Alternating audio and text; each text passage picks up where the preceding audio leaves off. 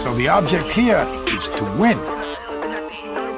No dough, no show. Sounds to me like you guys are a couple of bookies. Show me the money.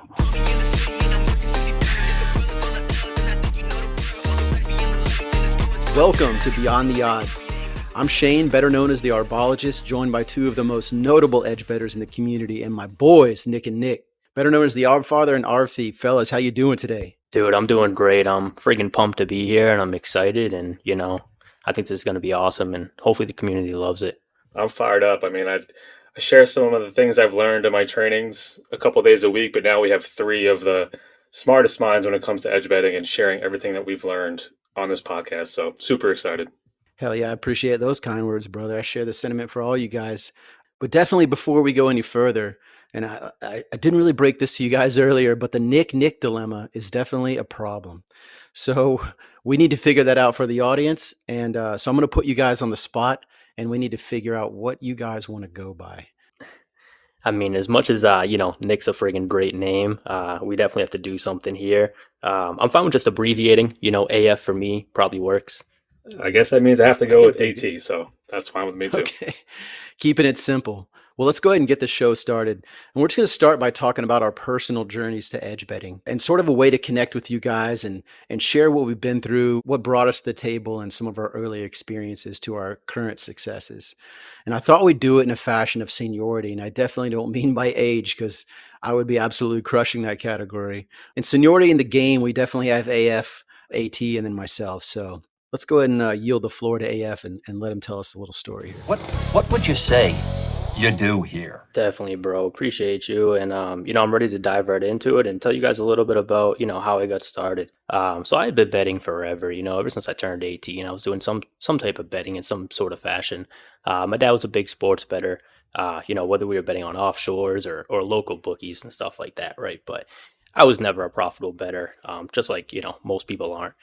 Sports betting became legal in Massachusetts in March of 2023. And, just like everybody else, a bunch of sportsbooks came to my area and I was like, dude, I'm about to make a shit ton of money. Within a month or two, I quickly learned I was not going to make a shit ton of money. It was April. My buddy kept sending me a bunch of videos on OddsJam and I was kind of ignoring them. Didn't really know what it was. But eventually I decided to dive deep into it and watch a ton of videos on YouTube. Came across a couple guys, Alex Monahan and Billy Collins, I'm pretty sure it is. Sorry if I butchered that, Billy. But yeah, so I dove right into OddsJam and started learning all this like stuff about arbitrage and EV betting and became quickly in love with it. I was working a full-time job at the time at a jail, working overtime, was completely miserable. And I was just trying to figure out a way to make a side income.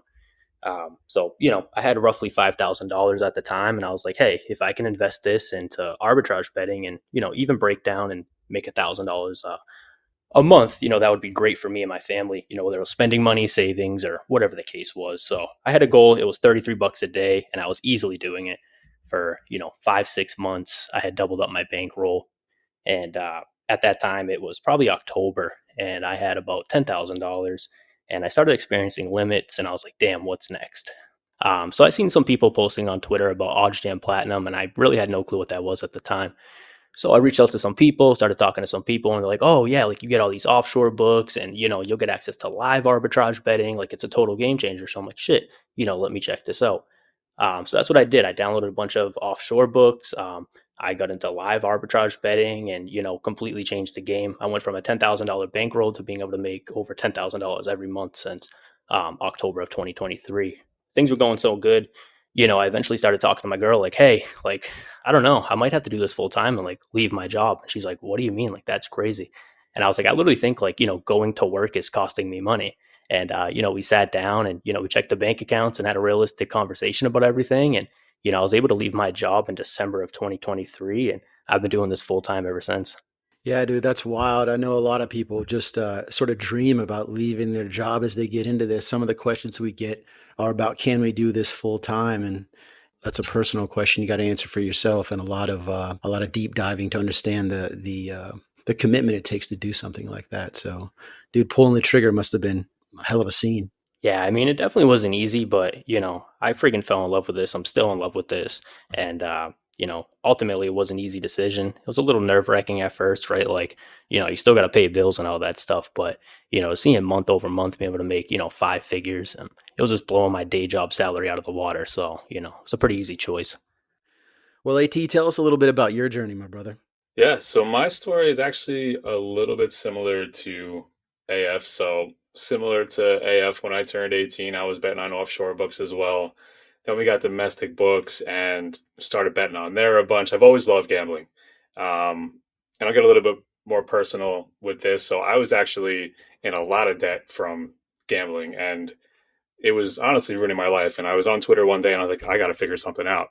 So I came across some posts from actually AF himself and some of the other odd jam guys of they're not losing money. They're betting every single day. They have full green calendars. And I was like, holy shit, I need to start this myself. So at the time I had a small bankroll, didn't have that much money. So I actually started with $600 when I first started arbitrage betting.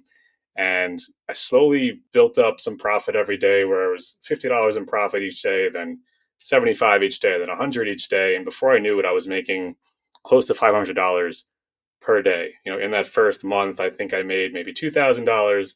Next month, I made about $5,000, $10,000. I even made $30,000 in 1 month. So it's been life-changing for me to be able to pay off all the debt that I accrued from gambling, give my family a better life. It's really been life-changing. And obviously, I've had to evolve a little bit. As AF said, once you get limited, you have to figure out what to do to make this last for a long time. So just having so many resources within the community and adding different sports books, adding offshore sports books, it's really helped me do this long term. And the best part is I work a regular 9-to-5 job. So I'm able to do this in my spare time. At the end of the day, at night, I'm live arbing and making really nice money. So it's honestly been life-changing for me. And, hopefully with this podcast, we're able to share some of our learnings and help everyone else get on the same track. Yeah, exactly. I mean, I think that's the goal, right? Is to share the knowledge that we've gained and definitely, make people successful. And it's crazy that we see, I mean, you guys chime into like, how many comments do you get every day of people calling bullshit on our posts and calendars, and guys just not willing to look and even give it a shot? No, it's definitely true. And I mean, from an outsider's perspective, it definitely can look, too good to be true. But, you really got to watch those videos, watch those videos on YouTube and, to see how these guys break it down. And, it's freaking crazy. Or, shoot one of us a message and stuff too, right? It's just a crazy time in the industry right now with so many sports books and so many opportunities. Yeah, I won't lie. The trial week is what got me. I wouldn't say that I was, I was open-minded for sure, but it took the trial week with OddsJam to understand and really see what was possible, right? You have to get hands-on and you have to do some market research and figure it out for yourself. And you can't deny it. Yeah, I think one great thing now is that there are so many resources out there to help people be successful. When I first started, I'm sure when AF started, there wasn't that much out there to help the new arbitrage bettor, the new EV bettor. So now that there are so many resources out there, there's no excuse to not be successful. I'm living proof of that, guys. I started in October, and I was, slow on the scene, but by the end of November, I had a, pretty good following and some people recognizing, and that's just because I was willing to share and talk about my experiences. But most people know I recently retired from the Navy, so unlike AT, I didn't have to worry about a necessary 9-to-5. I was really able to dive in and spend a lot of time looking at the screen, right, and figuring stuff out. And I did that through the trial, and it was the exact kind of same stuff, right? So I'm earning $50, I'm earning $70, $100. So at the end of month one, very similar profit numbers to AT: 2,000 in month one, 6,000 in month two, and then 14,000 in month three, and 17,000 in month four.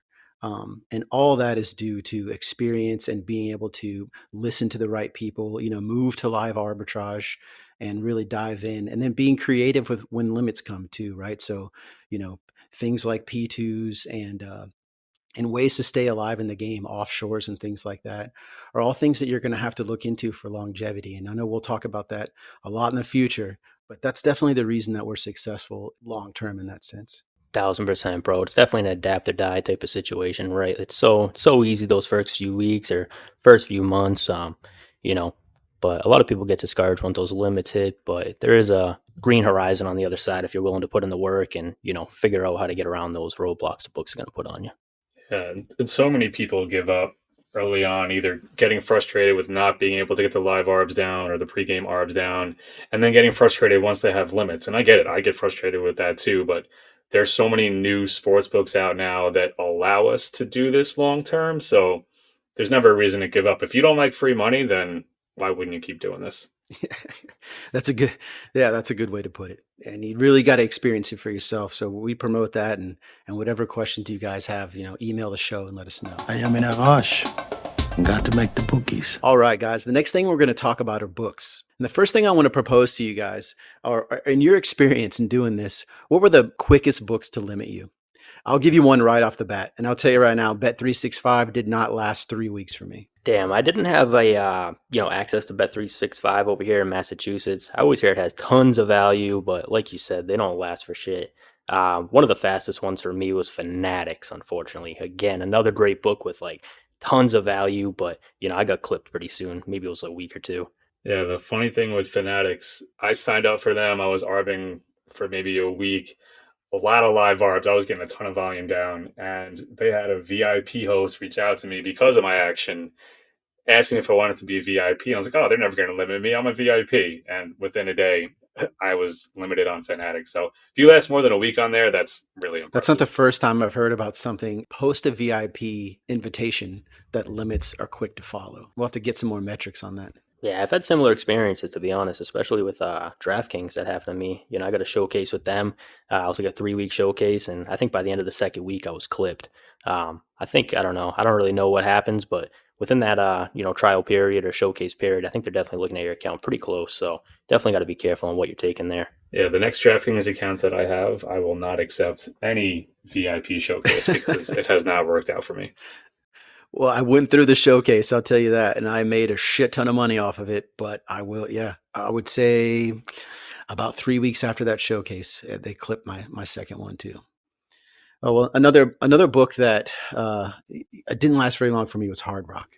And this is all early on. This is before me doing live. I don't think I was smacking pre too hard. I think it's just one of those books that has a low risk tolerance in my experience. Yeah, another one for me, or I'll say another two for me that clipped me pretty fast were Bally's and Bet Rivers. And those two books actually have the same odds providers. So you'll see the same lines on there, but those two clipped me in about 2 weeks. So for those two, I'll just take advantage of whatever promotions that they're offering, bet as much as you can in that short period of time, make as much money as you can, and then move on. But yeah, those two clipped me pretty fast. Dude, Bally's freaking did me so dirty. I was arbitrage betting with them for, I think it was like 10 days, and I was actually negative on that site, like 500 or 600 bucks, and they still limited me. So, that's something we're probably going to dive into too eventually, topping on the subject of CLV, right, closing line value, and how important that is in the whole limiting process. And, that happened to me wicked fast at Bally's, even being negative on that account. One more I could think off the top of my head that did me dirty pretty quick was ESPN. Same thing. It lasted less than a month. Crazy value, but just didn't last, unfortunately. And I think it's just good you guys know that going in, right? That's the reason that we're kind of talking about this subject in general, is to set the expectation level for some of these limits that are coming. And just like AT said, I think we can all agree that what you're going to want to do is just attack these early and often, get as much from them as you can, because not a lot you can do, to be honest, to make them last that long. Next, I thought we'd talk about books that are good for pre-match arbitrage and really will always be good for pre-match arbitrage. So, I'm really wanting to concentrate on books that don't limit, or if they do limit, that you don't really feel the death limit, so to speak, from some of these other books. I'm going to take an easy one here, man. I'm going to go with one of the exchange books, and that's Profit X, dude. They're by far one of my favorite books. This is an exchange. They're in like 40 plus states in the U.S., and they run off pretty much liquidity, right? So they have very sharp people either posting on the other side, or the host himself is posting up liquidity. So say there's, $20,000 posted on LeBron James over 27.5 points. one person could come take that entire 20,000 if they want, or, a bunch of our bettors could come in and take 500, 300, 200 until that liquidity is gone, right? Once it's gone, but they might post up more. But the great thing about them is they welcome arbitrage bettors, right? They're never going to limit you. They're never going to ban you. If anything, they're going to, be trying to roll the red carpet for you and get you to play there. Yeah, Profit X is definitely one of my favorite books to arb with because, again, they are arbitrage friendly. They usually have so much liquidity on some of their lines. So you have time to place the other side of the arb knowing that so much liquidity is still there on Profit X. So make a ton of money with Profit X on a daily basis. So another exchange that I use very similar to Profit X is NoVig. One thing with NoVig, the liquidity that they have is a little bit lower than Profit X. However, I think they make more mistakes compared to Profit X. So definitely one that I use pretty heavily. Also with OddsJam, they have a one-click bet for NoVig, which saves you a ton of time. So definitely recommend adding NoVig if you're not currently using that. And like AF said, NoVig is not going to limit you. They're arbitrage friendly. So between Profit X and NoVig, I get a ton of volume down on both of those books pretty much every day. Yeah, those exchange books are great. I mean, there's, sometimes limited opportunity, but it's the fact that it's always going to be there and you're not worried about limits is just the bright side of that whole process. I'm going to continue with an easy one, and it's going to be one that I'm going to continue to talk about in every book segment we do, and that's FanDuel. Because honestly, and you guys can back me up on this, FanDuel, even when they do limit, your ability to profit off them because of their liquidity and some of their limits it's just insane. Yeah, FanDuel is definitely my favorite book to work with. When I first got limited on FanDuel, I was kind of bummed, but then once I started working with those limits and saw they were actually pretty generous and I could still get down 100, 200, maybe $500 if it was a money line, kind of gave me some peace of mind knowing I can now hammer all those player props, all those pregame arbs that I want to take, knowing that they're not going to limit me any more than they already have. And FanDuel has so much value. So definitely my number one book to work with. Totally agree, AT. That's the great thing about them, right? Is like even their limits are, they're reasonable. If every book limited like that, I mean, shit, we'll be fucking rich one day, hopefully, right? They're definitely the, top tier status of domestic books. I think the next two I'd bring up are some of the sweepstakes books. And obviously, there's been some stories of bans and things like that, but usually those are off of error lines. I haven't seen, at least in my experience, that I've hit Fliff and recently Onyx for as much as I can. They limit up to $500, which you already know going in. It's kind of the nice thing about that book is when you type that number and it's letting you know, it's giving you that feedback of how much you're going to be able to place. They work a little funky and they're always a good book to place first because you want to see that ticket post. But in my experience, unless you're hitting airlines, they're pretty open for profit. Fliff is amazing, man. I mean, they definitely gotten a little bit stricter, over the past year or so. I think they are kind of banning eventually once you get to like a certain profit point and stuff like that, but it's relatively high, so you're going to last, months and months and months on there and be able to get down a good, $500, or I actually think they actually just raised their limits to 1,000. I'm pretty sure I just, I didn't know that. That's awesome. Just happened the last couple of days. So, once NBA All-Star breaks ends and, we'll be back at it, being willing to send up to $1,000 on a prop, which is crazy. I will say you probably don't want to do that on every bet. Just that is probably a quick way to figure out if they do ban or not. So, keep your bets at a reasonable point. Definitely push the limits, but I wouldn't bet 1,000 every time you bet on Fliff. No, great point. Great point. Yeah, and a good piece of advice for Fliff, I actually wouldn't bet any spreads, any money lines, any totals, because that's where they make the most errors. I had my Fliff for probably 6 months, and I was only betting player props. I don't think I've ever seen them make a mistake on a player prop line, so I would definitely avoid those spreads, totals, and money lines. AF, I think you have the most experience with offshore books, so I'm going to let you take this one, man. Tell us what offshore books are really good with limits. Yeah, definitely. I mean, there's definitely a few. There's, Bookmaker. Bookmaker's never going to limit you, whether that's pregame or live. They have reasonable house limits too. There's another one. It's called Bet 105. They replicate Pinnacle on most of their odds. Pinnacle's a very sharp sports book, not available in the U.S. unfortunately, but they are available here through Bet 105. That basically replicates them. Same thing. They're not going to limit you whether that's pregame, whether that's live. Bet online too. They will limit you on their player prop builder, unfortunately. You might last a couple months. It has insane value while you have it. But their main lines, they hardly ever limit anybody on their main lines. So, whether that's pregame or live, you're going to be able to rip into them $500, $1,000, sometimes even more for, basically forever. So these offshore books are definitely crucial as, your arbitrage experience, goes further down the line and you're getting into offshore books and into live arbing. These offshores are crucial. They were such a game changer for me. When I implemented them post-December, when I felt a few limits going into January, especially using them live, quickly saw that replacement profit plus some. I was shocked at how you can continue to grow by experiencing and adapting into new places. And offshores was definitely that for me. Yeah, I added Bet105 and Bookmaker at the start of January as well, and they've been complete game changers. Like you said, once you have limits on a lot of your domestic books, you'll need to find where else can you get down action on books that won't limit you. So those two have been crucial. And then as AF said, I've also added the prop builder that is on Bet Online. And there's so many player props on there that you can take advantage of. And the best part is Bet Online isn't the only offshore that has the prop builder. There are several offshore books that have that prop builder. So if you get clipped on one, just move on to another one. AT, you're the man, dude. I was going to cover that exact subject too. That prop builder is so crucial. It's on so many different websites. So, even if you only last 1 or 2 months on one specific prop builder, I mean, there's, half a dozen or more sites that have that prop builder.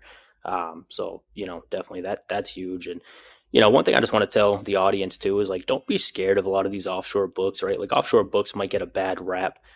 Clearly, obviously there's some little ones out there, not as reputable ones that you kind of got to be a little wary of, but those big names, right? Like when you're talking about a Bookmaker, a Bet105, a Bovada, Bet Online, even MyBookie and Jazz, some of these are very reputable. Some of these have been around for 10, 20 years or more, so just trust them, do your due diligence, maybe dabble in a little bit at first, but, I've had nothing but great experiences with them. Yeah, I'll add to that as well. Like AF said, do your research, do your due diligence before you make a deposit. One thing I do is I'll check a website called sportsbookreview.com, I think it is, and they have a forum on there that kind of reviews all these offshore books. So you can see who's scamming people, who's reputable that you can trust and make a deposit into. So that's been very helpful for me in determining where I want to deposit my possible offshore funds. Well, that's some great info, guys. We went through a lot of books that you're really going to be able to use throughout the lifespan of your edge betting journey, right? So that's the reason we wanted to cover those topics and some of those books, because regardless of what limits come and what hardships are going to be, in your future, these are things that are always going to be in your weapons rack. All right, the next section for books we're going to cover are top 5 live books. So this is definitely the area we want you guys to lean into as your arbitrage journey continues. You need to move to live arbitrage for account health, for profit margins, and everything else. So we thought it very important to mention to you which ones we have had the most success with and why you should probably protect them. This is an easy one for me, and it's DraftKings, dude. I friggin' love DraftKings. When you don't have limits on DraftKings and you can rip these live lines, I mean, you're going to make a fortune. They're, constantly 2-3 points off the market in NBA, college basketball, college football. Like these guys are just, they're way off the chart, and, you can make a shit ton of money live betting with DraftKings. Yeah, and I'll add to that. First, I love DraftKings, but one book that arbs really well with DraftKings for live is BetMGM. Just like DraftKings, they are constantly making mistakes, and they have so many lines that you can arb with DraftKings, with FanDuel, with other live sports books. So definitely recommend live arbing with BetMGM. One thing I constantly tell people is do not bet any pregame on DraftKings or BetMGM because you're going to waste your accounts. They'll limit you much faster if you're doing pregame on those books. But if you stick to live on DraftKings and BetMGM, you could get a couple months out of those books. And that's crucial months of profit. So that is a great point and something you cover in a lot of your trainings. And something I'm sure we'll talk about many times is protecting some of these, main live books we're talking about. So one that I'm going to mention, obviously there's FanDuel. I'm just going to get that out of the way. We talked about earlier how much we love FanDuel. That's going to be one of them. One that I've had a lot of success with is Caesars as well. And I know we're talking about lot of one-click books, a lot of the one-click option books for OddsJam. I mean, they're the most efficient, right? So they're gonna lend to us the most speed and to us getting these plays in. But I was consistently seeing player props and everything, all the lines popping for Caesars as well. So I definitely miss having an unlimited Caesars account just because, like you said, there's so much value on that book as well. And if you're just getting started with arbitrage betting, having unlimited Caesars, FanDuel, DraftKings, and MGM for live arbitrage betting, you can make over $1,000 a day. I'm just gonna throw Fliff out there too, man. I mean, the main lines are a little wacky lately, and AT had said, you're probably best to avoid a lot of them, especially pregame, right?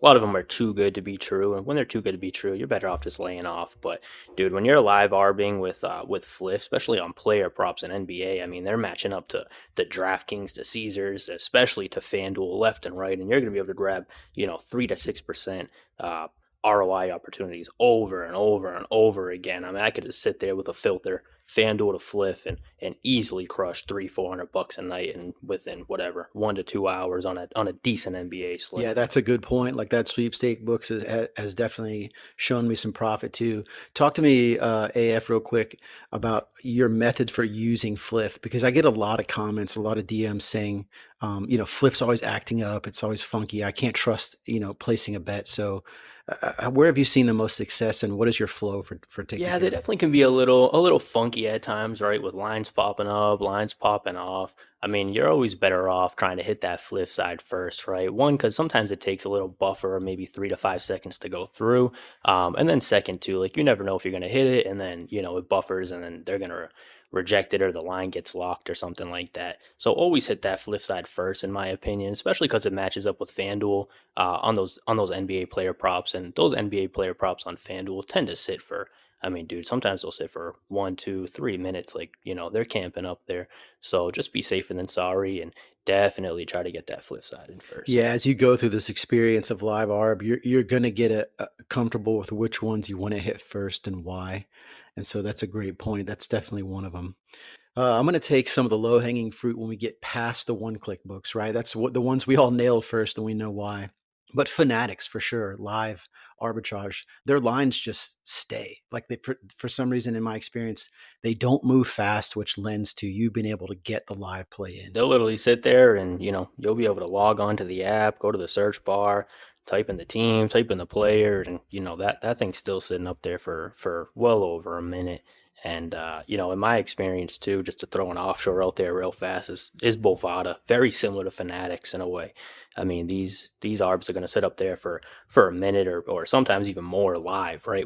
Even when the game's physically going on, not even in the stoppage, right? Like not even using the stoppage tool when stuff's only halftime or timeouts or end of quarter, injury penalty, something like that. Like just straight up live. I mean, they're sitting up there for well over a minute. So when you get into offshores, or you're at a state that doesn't have these domestic books that we're talking about, Bovada is going to be easily one of the most valuable sites for live arbitrage. I shed a solid tear when my Bovada went down, brother. That was yeah, that was Sad day, pouring out for Bovada. All right, AT, give us one. What do you think, man? Yeah, I was using MyBookie for a while for live arbing, especially during NFL season. Their lines were horrible for live. And now even with NBA, they still have some pretty shitty lines for live arbing. So there's a thought out there that it's difficult to live arb with offshore sportsbooks because they don't all have the one-click bet. But MyBookie, I've been very successful with live arbitrage betting. So definitely give them a shot if you want to live arb with an offshore sportsbook. 100% agree. My bookie's been good.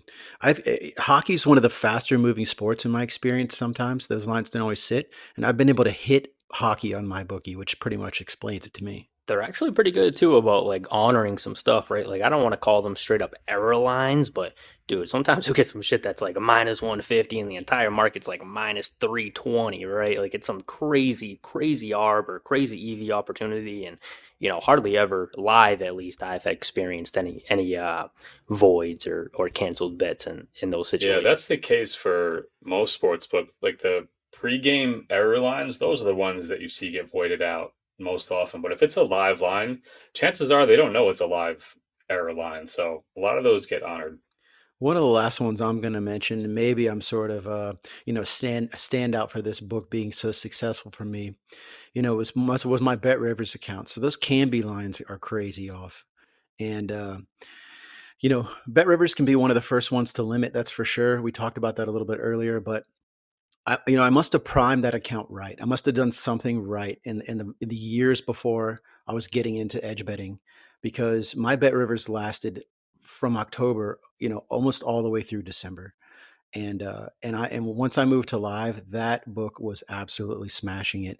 And recently OddsJam added them to their one-click bet feature. So if you're on the browser, if you're actually using the software via the web, you can one-click Bet Rivers. So I say that's something, if you have a healthy Bet Rivers account, you need to be using it for live Bet arbitrage. Rivers isn't, they're not in Massachusetts, but what state are you in again?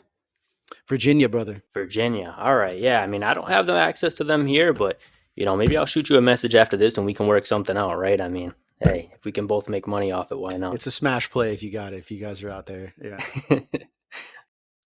All right, next, I thought we'd have a lot of fun with this one. So we wanted to play out some scenarios here, right? So we're going to give AT $500 and we're going to tell him to restart his journey. What books are you going to use? What promos are you going to attack? What's your plan to start with $500? I'm going to start with $3,000 and I'm going to do the same thing. And we're going to see what I come up with. And then we're going to give AF 10 grand and tell him to go nuts. So let's see what happens here. AT, get us rolling, buddy.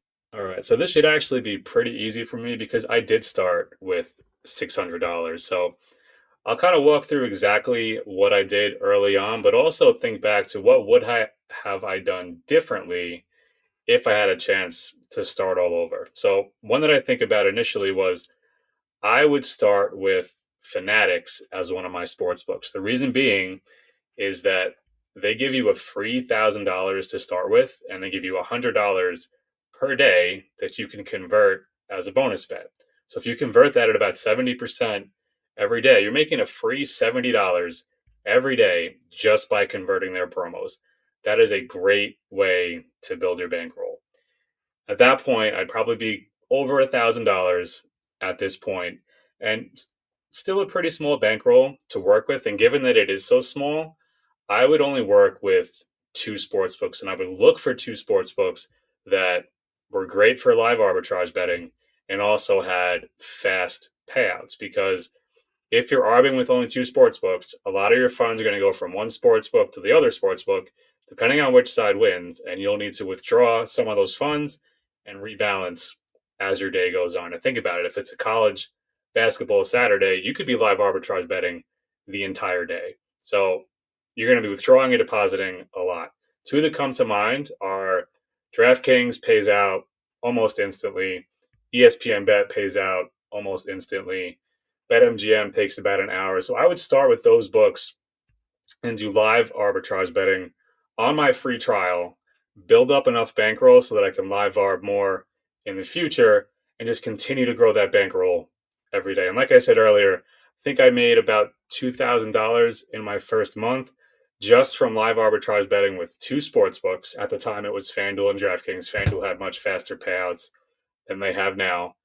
And I was able to make a nice profit with those 2 sports books. But given today's slate and how quickly the sports books are paying out, I'd probably start with DraftKings and BetMGM, knowing that they're going to pay me out pretty quick and I can move those funds around as quickly as possible. And they're great for live arbitrage betting. So I would start with those 2. I would make about $1,000 in that first week or 2 and just continue live arbing while I have these unlimited accounts. And once I reached about $2,000, I'd probably add a third sportsbook.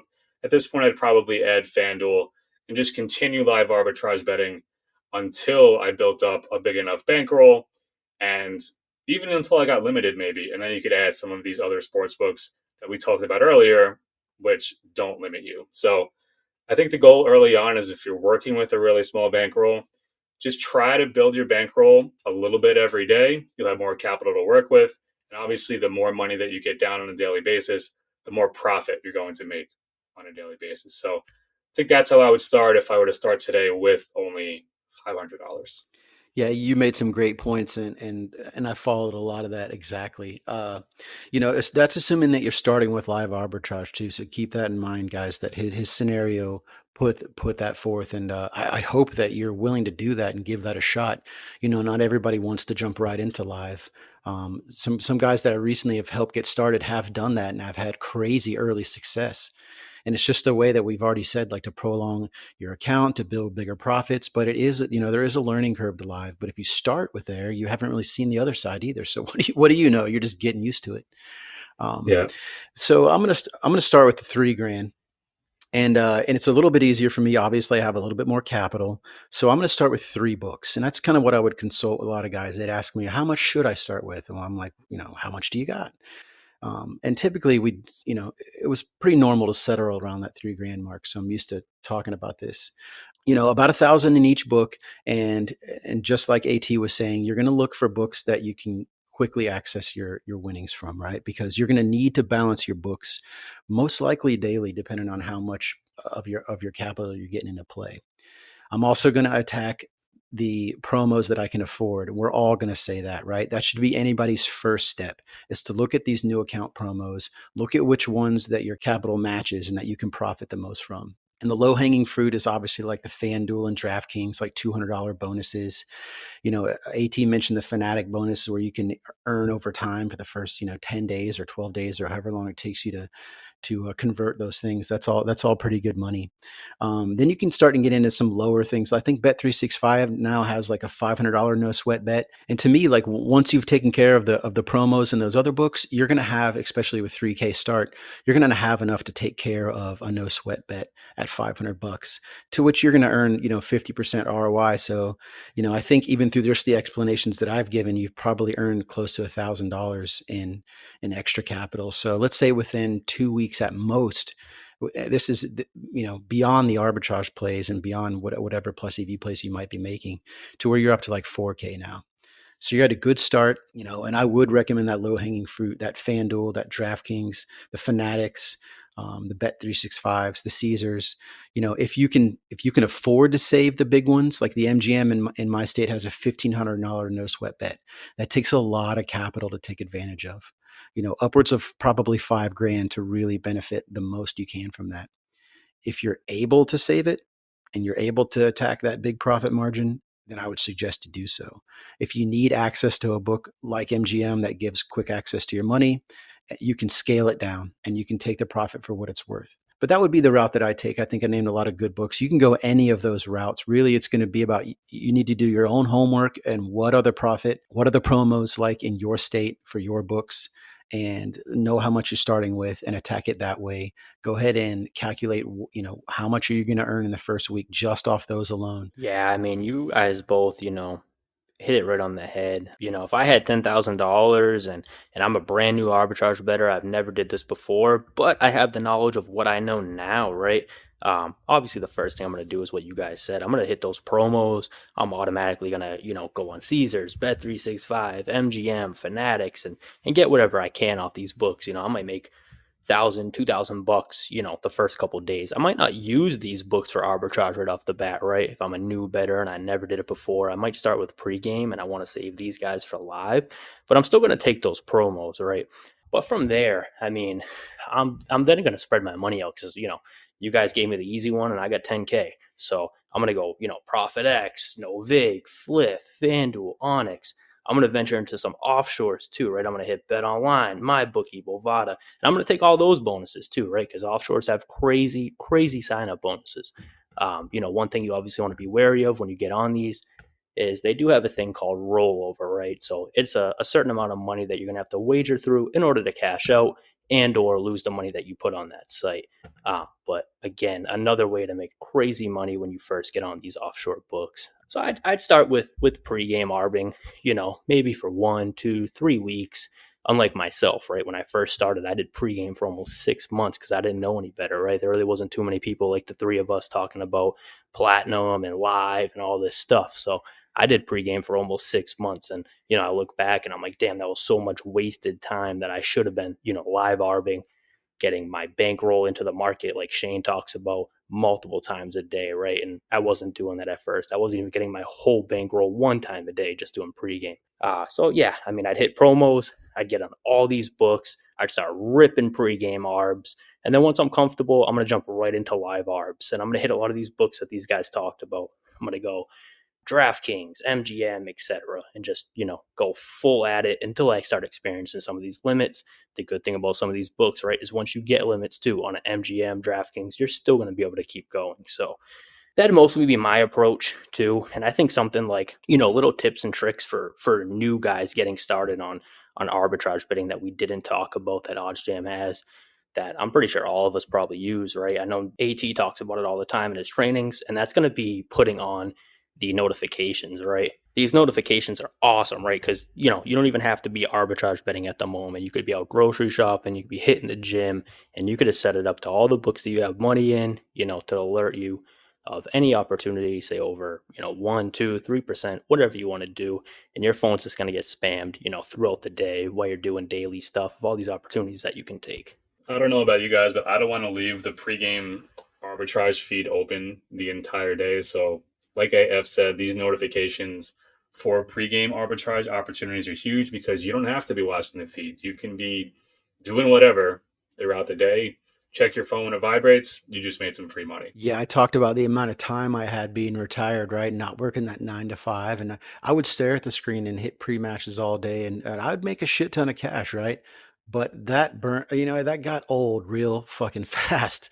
So, once I moved to live arbitrage, once I saw that I only had to, put in 3, maybe 2, 3, 4 hours a day, whatever the main slate offered to me, how much easier did that make my life, right? And we're going to talk about life work balance and what your profit margins mean to you a little bit later. But that was so key to me, is to not have to stare at that screen all day. And that's a big thing of what those notifications could have done, right? If I could have been on the move. Yeah, it's so true. And I can't wait until we start breaking down into work-life balance and stuff, because like you said, I mean, the burnout can be real when you're arbitrage betting, EV betting, or doing any type of profitable betting. And I definitely think it's something that's not talked about enough in the industry. And I'm definitely looking forward to talking about that with all of you guys.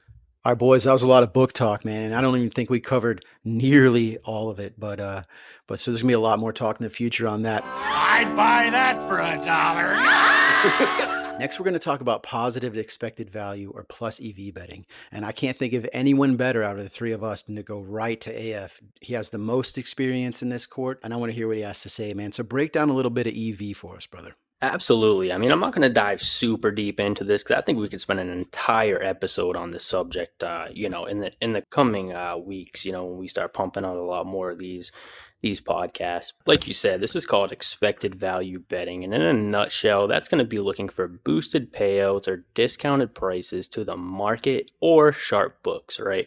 There's no definitive way to really go about this, right? Like using one specific book as like your, AKA, truth or DVIG book.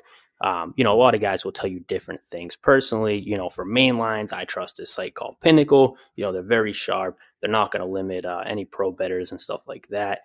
For props too, I trust Pinnacle's opinion, but some people might say FanDuel or something like that is the sharpest book when it comes to props. So you're gonna hear a lot of different things, and you're gonna have to play with it and kind of figure out what works best for you. But let's kind of talk about what is EV betting just a little bit deeper.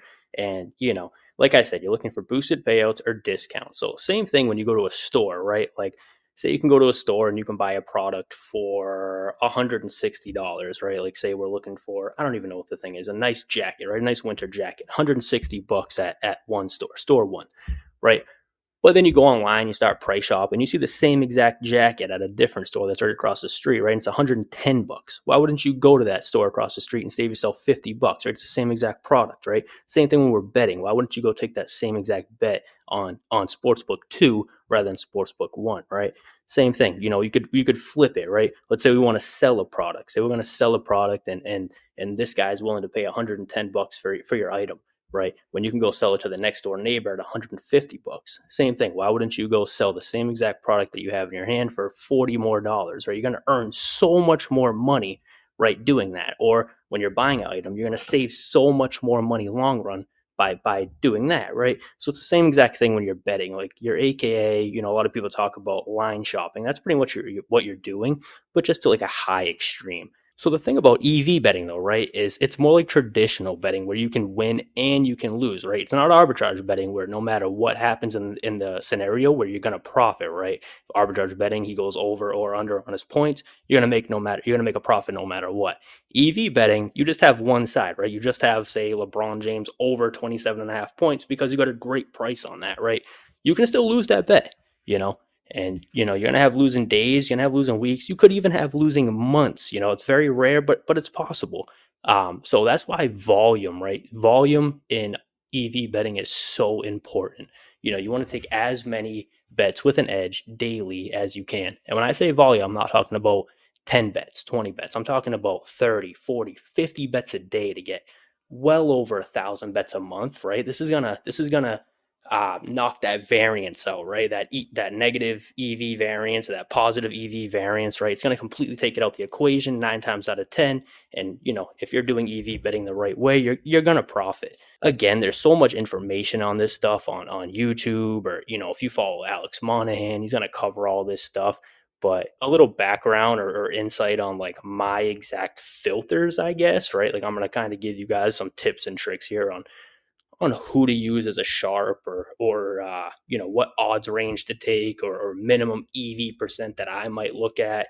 I take 4% minimum EV. That's for pregame and live, and I use the odds range of minus 200 to plus 200 odds. So I'm not chasing any extremely big favorites or extremely big underdogs. I'm taking stuff with a decent odds range that's, with a probability of 33 to 67% of hitting. For newer guys starting EV, I do suggest maybe tightening up that range a little bit. You could do minus 150 to plus 150. Theoretically, the tighter the odds range to plus 100 is, the less variance that you're going to experience. Yeah. If you shared those exact filters with me, a couple days ago when I was asking you questions about positive EV, because I had to explain to you guys that I'd recently hit so many limits on some books that I'm gathering, these P2s, and I'm ready to relaunch my arbitrage attack. But in the meantime, I'm looking to make profit, right? And I obviously have gained enough of a bankroll to absorb any variance. I'm well past that point. So, looking into positive EV and just getting over the ego of that full green calendar and realizing there's other ways to profit was part of it. And that's exactly what it can be. I mean, I think a lot of people's journeys are going to be arbitrage. You're going to hit some limits. You're going to have to find ways to stay alive in the game, either while you recreate your arbitrage journey, or you just want to continue with those limited books. Because I can tell you, in the week or so that I've been doing this positive EV, using the right metrics and the right tips and tricks from some pros in the business is that it works, right?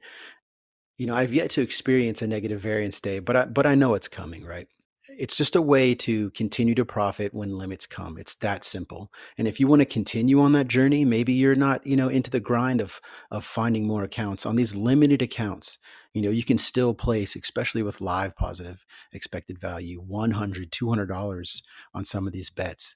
So depending on what your bankroll is and what your threshold for unit betting is and things like that, it's just a way to stay in the game that I would really promote. And one thing I will say about positive expected value betting is, if you're new to the game and you're coming with a smaller bankroll, you need to understand that variance piece. So it's very important that either you're doing the right calculations on what your unit sizes should be, probably no more than 1% of your full bankroll, if you're going to start out with that, because the last thing you want to do is experience negative value early, possibly for a couple of weeks in a row, and then be out because of that. So you need to do your homework. You need to crunch the numbers and do it correctly. And it's usually an arbitrage to positive EV flow. Yeah, I'll share a couple things here as well. So I am by no means an EV expert, but I do have a degree in statistics. I love the math behind EV betting. And one important thing to understand is it's all about sample size, right? You can place 100 bets with really high EV percentages and still lose. You can place 1,000 bets and still lose. But as you get these numbers higher and higher, 10,000 bets, 100,000 bets over a year, I know those sound like a lot, but the more bets that you have, the more you'll see that variance kind of stabilize, and you'll see some profit as you go. And one additional thing I'll share an edge here. I started live EV betting with BetMGM a couple days ago, and their lines are terrible. So I've been taking 10% or higher EV bets on BetMGM, no higher than like plus 150 on the BetMGM side with a limited account. And I'm still able to get down between 50 and $100 on most of these bets. So a lot of value with live EV betting on BetMGM, especially for college basketball. So definitely give that a try. See how you like it. But I've been made a ton of money in the last couple of days just following that strategy. Straight cheat code, man. I mean, a lot of these books, right, that limit us the quickest is usually because they have the most value, right? So that's going to be your DraftKings, your MGM, your Fanatics, your ESPN. And, a lot of these guys just want to throw them straight in the trash. But, reality is once you can't use them for arbitrage anymore, they're probably still good for EV betting. Like Shane had covered, I think the flow should be arbitrage first, build that bankroll, and then introduce EV. You're going to have that guaranteed profit coming in, even if it's $50 a day, it's going to help offset some of those negative swings that you're going to experience with EV betting. I've been doing EV betting since October of 2023. So what's that? 16 months roughly, guys, right? Something like that. I've had 2 losing months. So, I mean, it's possible, but it's not going to happen a lot. But like you guys said, like AT had said, you want to get thousands of bets in a month if possible. Every month is going to be different. I think last month I made $2,000 and I had like 1,500 EV bets in.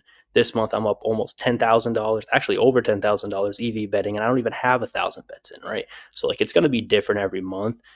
You definitely got to have that mindset of withstanding that variance, right? So it's definitely, you got to be strong mentally when you start diving into EV. And with that volume, because I definitely want to add, you still need to be diligent about what bets you're placing, right? There still is a flow and a rules to follow. So you're not blindly smashing the data.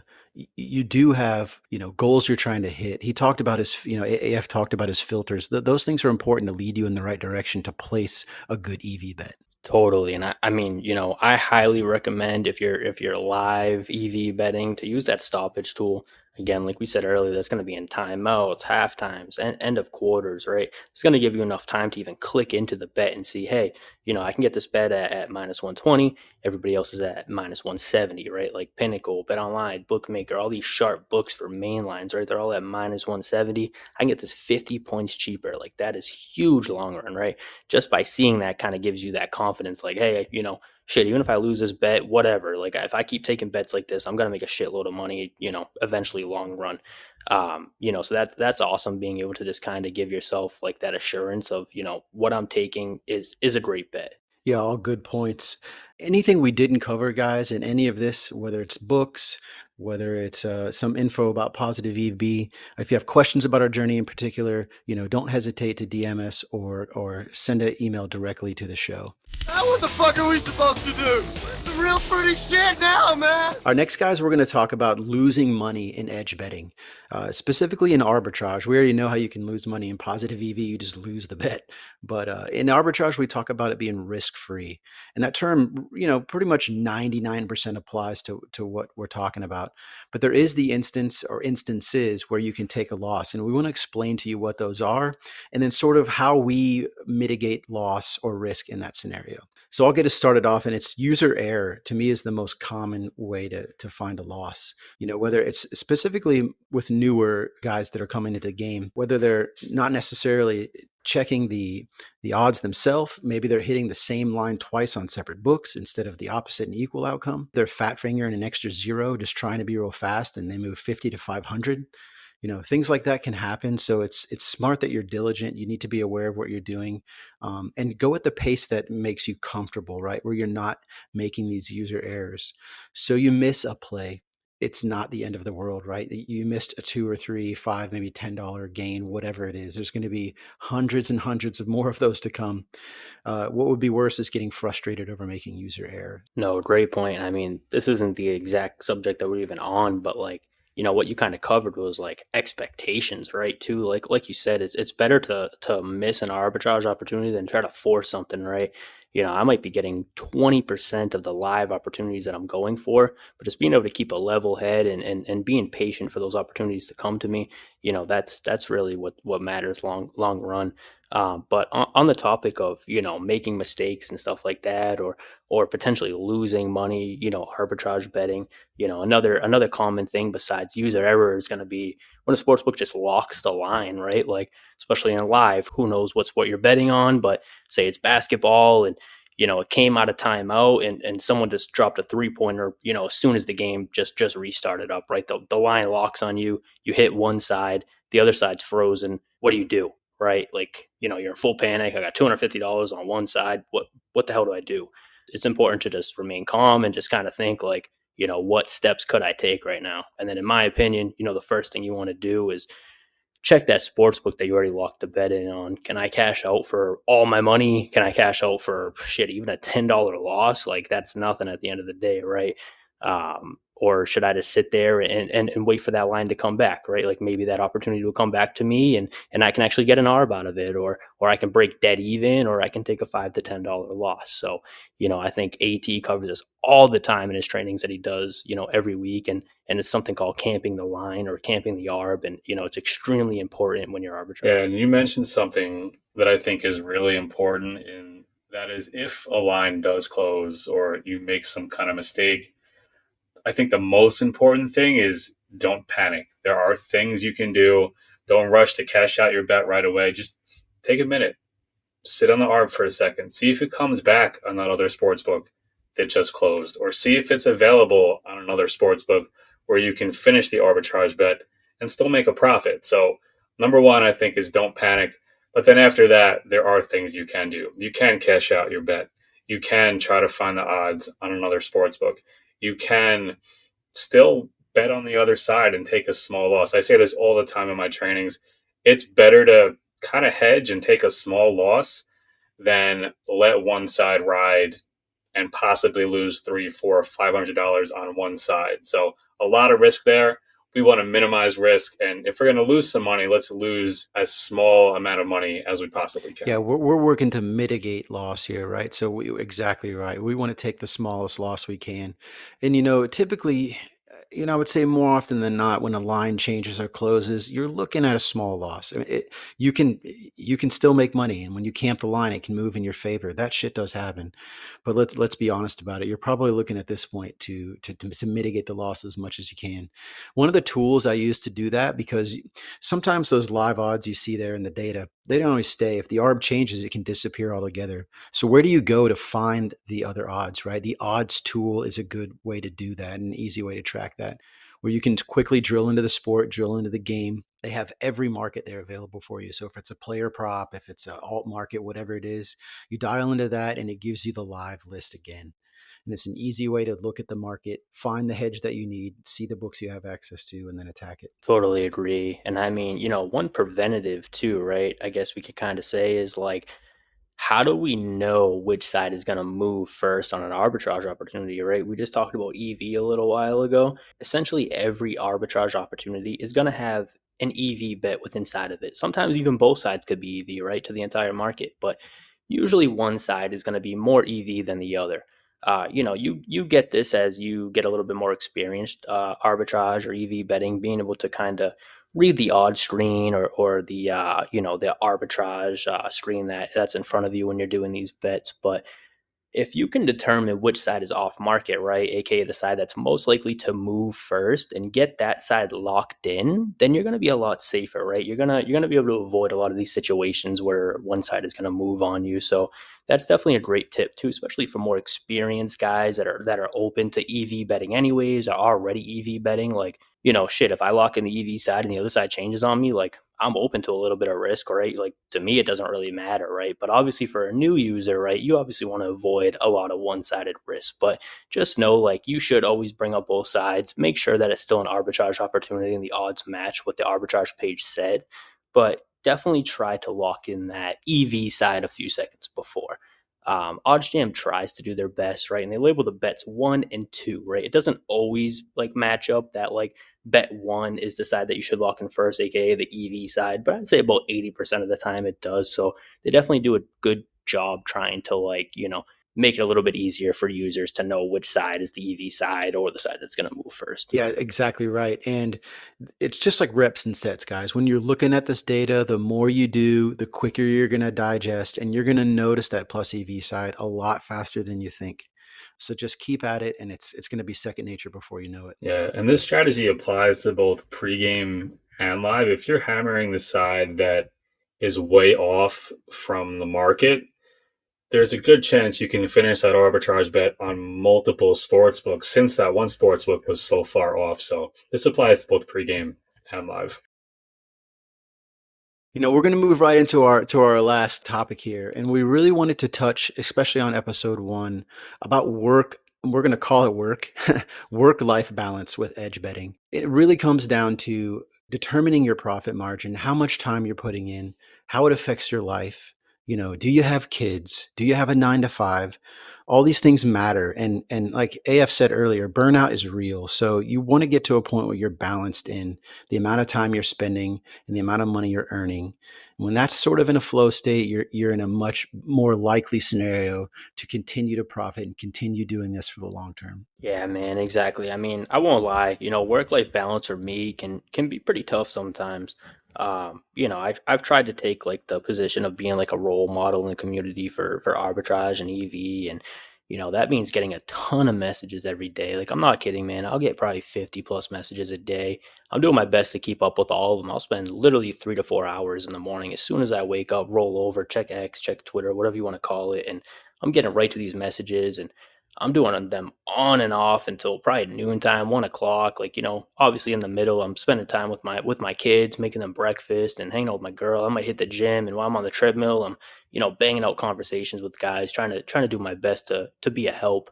I'm trying to spend, some time obviously throughout the afternoon when it's a little bit dead to spend time with the family and get done whatever I have to do, and be able to sit down in that peak time at nighttime, right? Like around, what do you want to say, 5 to 7 or 6 to 8 Eastern time, when, a lot of lineups are changing and injury news is dropping for the NBA, and just pregame stuff's going wild, right? So I'm trying to be active for that time. But again, I'm pretty sure we all have kids, right? So that's when dinner time is. That's when bath time is. Like, that's when we're pregaming to get these kids to sleep and stuff like that. So, it can definitely be tough. And I'll do my best in that time frame, and then I'll try to get active again at nighttime, whether that's, 9, 10 o'clock to bang out the late slate for an hour and a half on some live arbitrage or UV bets. I definitely try to do my best to manage it all, but it can be a lot sometimes. But I think I've been giving myself a little bit more slack compared to last year. What is it? Like, I said this in like a video on X not that long ago. Comparison can be a thief of all joy, and it's so true. Like,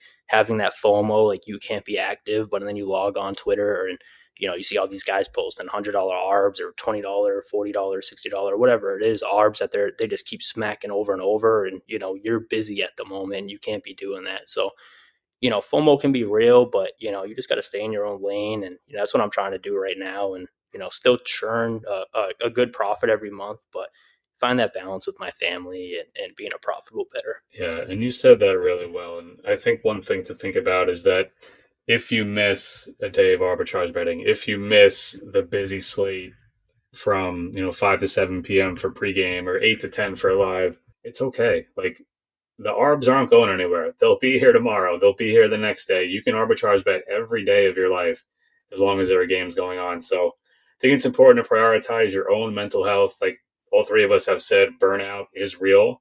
If you're arbing, 5, 6 hours a day, not spending much time with your family, that's going to catch up with you. So build some time into your schedule where you feel like you can prioritize arbitrage betting, and, make sure that you're spending time with your family and doing the things that you like to do, because you'll get to a point where you're getting extremely frustrated that you made a mistake or the ARBs aren't popping up, and you'll end up doing something stupid and making a dumb, degenerate bet. So just be patient with yourself, build it into your schedule, and try not to get burned out. I know it's easier said than done, but just know that the ARBs are always going to be there throughout the day, throughout the week. You'll find some time to arbitrage bet. That profit's not going anywhere, gentlemen.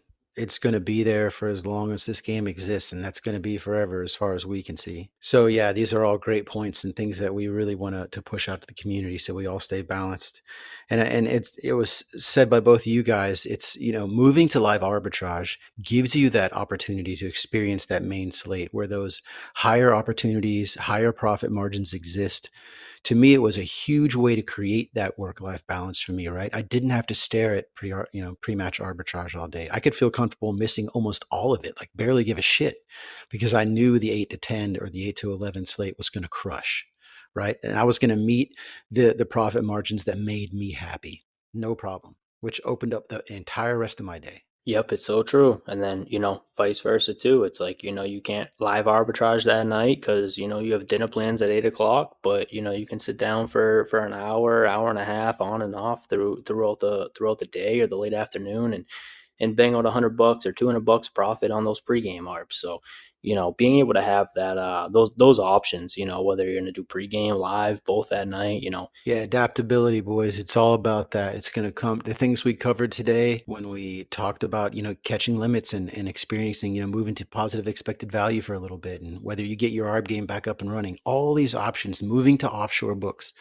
whatever it takes to experience the market more, to continue your profit margins, all while enjoying it should be the most part. If you're not having fun doing this, if it's not enjoyable to you, then you need to check yourself and figure out what's going on.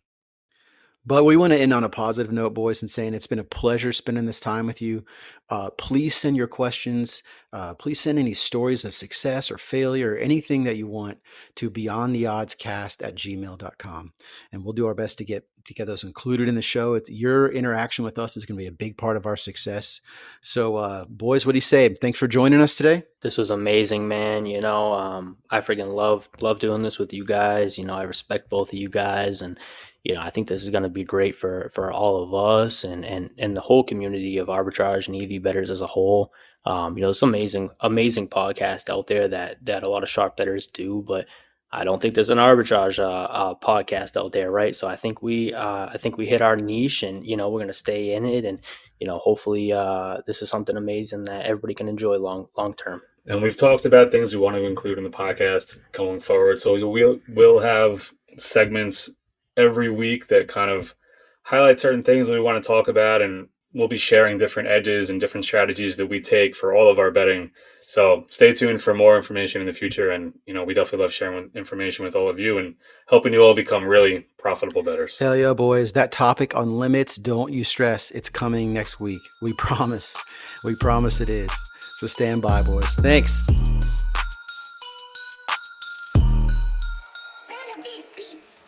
Thanks for joining us on Beyond the Odds. You can send all questions to beyondtheoddscast@gmail.com, or you can DM any one of us on X @thearbfather, @arbthief, and @arbologist. We look forward to sharing more edge betting strategies with you, so stay tuned.